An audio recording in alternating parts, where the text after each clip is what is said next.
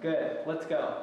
So this is where I'm working right now. This is a three-dimensional artwork made with mat board. I have stacks and stacks of mat board, and I love just trying new things with the mat board. I've got a few new things here.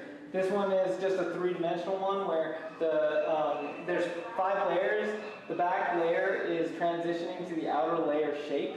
And so you see that shape down there and that shape there. And then they're also transitioning to the right and downward or left, whatever. I also made these toys. Each one is unique. Every single one of them is unique because I cut the pattern paper and it creates a different design on every single toy. Now the mat board that I'm using, I have like 4 sheets of mat board that I will cut with the same design, and then I'll interchange the sheet pieces to make a new image and a new pattern. On this artwork here, you can see that that pattern is the same pattern except a different version of the same pattern, but cut for the shirt.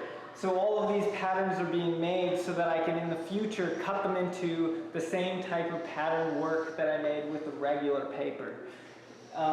You can see that there's another one that's in the pants. So I do have to build the pattern by hand the same way that you would do with marquetry, and then I cut it afterwards using an adhesive tape with paper on the back.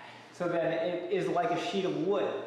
In this composition in particular, in the back, there's actually a secondary composition that adds to these gradiated shapes, and also the color of shoes in the back there and in the back of the sun. On top of that, I have this pattern that's in the background that has been cut with reliefs to create the effect with the heron shape in there, as well, you know, with the shoes and then with the building. And then this is where I'm going with those patterns, where this is a single piece pattern design that I have, where I cut the same way, a single sheet of color and then another 4 sheets of color, and then I can interchange those using this locking mechanism to create a new pattern. That's basically where I'm working at now, and that's the future. As well as these awesome toys that I have. These are the first batch of toys, and they have some kinks in them that you wouldn't otherwise know about, that I've worked out, and so they will be on sale until I run out of this supply.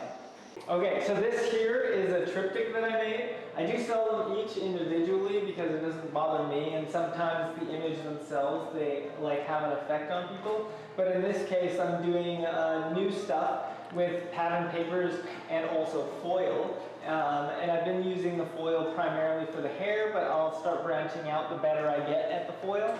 But in this case, this is a story that I've created. It's a 3-panel story. It will fit the same way on a comic book page.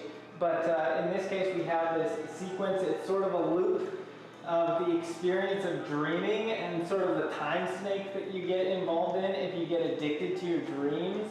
And especially when you have, you're confronted with a dream that may be an inspiration to action and some aspirations. You know how people say, I dream of becoming an astronaut or what have you. And this image is a representation of being confronted by that experience in your dreams, and how then you want to take a ride on the dream as opposed to trying to create that thing in reality, and how the dream lord is basically watching you sleep and trying to influence you into taking action, that same action that you have to do in reality. It's the hand work. And this is sort of a culmination of that time loop that you can get stuck in through depression or what have you, and the experience of trying to escape that as though it were like a succubus sitting on you in that moment.